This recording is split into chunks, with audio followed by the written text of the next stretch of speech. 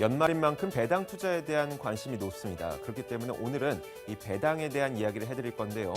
우리나라에서 배당 수익률이 높은 기업들은 어디인지, 그리고 올해부터 세제 혜택이 주어지는 그런 기업들도 있습니다. 배당에 대한 이야기를 차근차근 해보겠습니다. 자, 먼저 배당이라고 하는 것은 이거죠. 올 한 해 장사를 잘해서 이득을 많이 얻었던, 흑자를 냈던 기업들이 그 이득을 주주와 공유하는 것, 바로 그것이 배당입니다. 반대로 이야기하자면 적자가 발생했던 기업들은 공유할 만한 이득이 없기 때문에 적자가 발생한 기업은 배당도 존재하지 않습니다.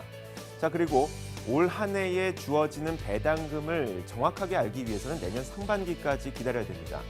2015년 회계 결산이 모두 마무리되는 내년 초쯤에 그 배당금이 정확하게 결산되기 때문인데, 그래서 지금 당장 정확한 배당금은 알 수가 없습니다. 다만 과거 통계를 이용해서 이 기업이 얼마나 많은 배당을 올해 줄 것인지 추정해 볼 뿐이죠. 배당 투자를 할 때에는 몇 가지 주의 깊게 살펴봐야 되는 단어들이 있습니다. 바로 첫 번째 단어가 배당 수익률이죠. 주식 가격 대비 배당 금액이 얼마나 차지하는지 그 비율을 보는 것이고, 이것이 바로 우리에게 가장 중요한 겁니다. 우리의 돈으로, 우리의 주머니로 들어오는 수익률이기 때문이죠.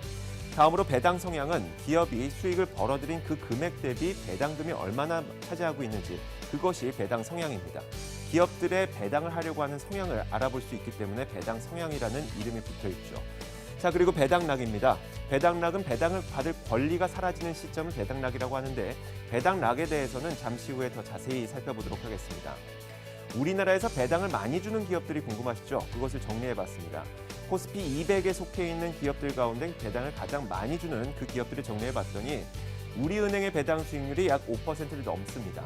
포스코도 4%, 그리고 조선내화와 한미반도체, 하이트진로와 두산, 이런 기업들이 4% 넘는 배당 수익률을 지급하고 있고요.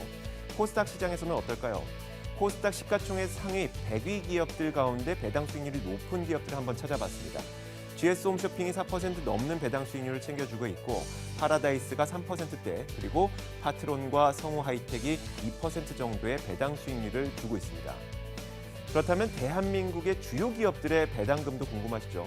올해 배당금 추정치를 확인해 보니까 삼성전자는 작년에 배당금을 19,500원을 지급했었는데 올해에는 24,180원 정도를 지급할 것으로 보이고요. 현대차가 3,000원에서 3,700원 정도로, 한국전력이 작년 500원을 지급했었는데 1,400원 정도 배당금을 늘릴 것으로 보입니다.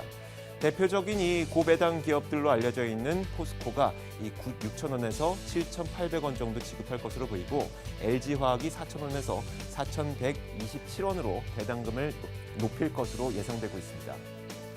자, 그런데 올해에는 달라지는 것이 있습니다. 이것까지 챙긴다면 더 높은 배당 수익률을 가져갈 수가 있는데요. 자, 올해에는 이 주주 환원 정책을 하는 기업들에 대해서 세제 혜택을 주게 됩니다.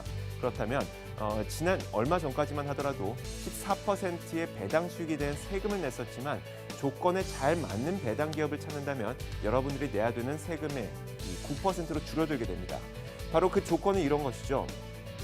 시장 평균의 배당 수익률보다 일정 규모 높은 배당 수익률을 갖고 있는 기업들, 그리고 총 배당금이 일정 규모 이상 증가한 상장 기업에 한해서 이렇게 세제 혜택을 14%에서 9%로 인하해 주게 됩니다.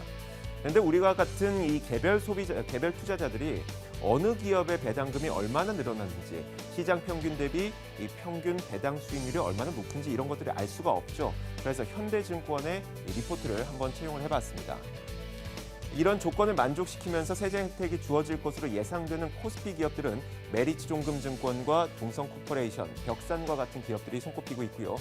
코스닥 시장에서는 테크윙, TC케어, 네오팜, 우주일렉트로, 이크레더블, 블루콤, 이런 기업들이 세제 혜택을 받을 수 있을 것으로 보입니다.